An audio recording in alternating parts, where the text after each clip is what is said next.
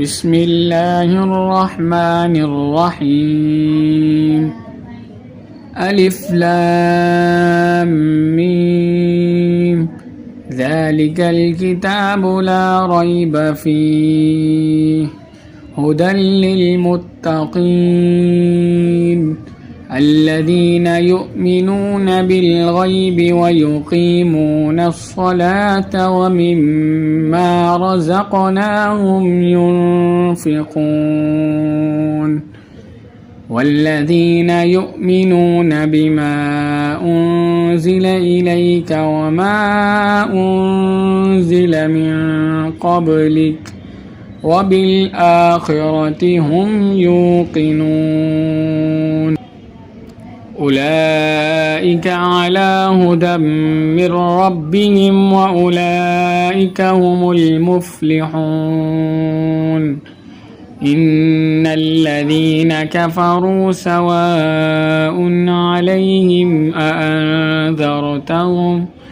أأنذرتهم أم لم تنذرهم لا يؤمنون ختم الله على قلوبهم وعلى سمعهم وعلى أبصارهم غشاوة ولهم عذاب عظيم ومن الناس من يقول آمنا بالله وباليوم الآخر وما هم بمؤمنين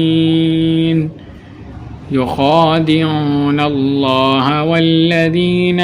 آمنوا وما يخدعون إلا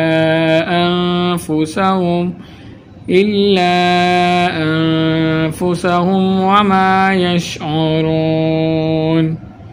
في قلوبهم مرض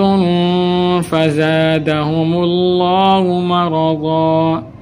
ولهم عذاب أليم بما كانوا يكذبون وإذا قيل لهم لا تفسدوا في الأرض قالوا إنما نحن مصلحون ألا إنهم هم المفسدون ولكن لا يشعرون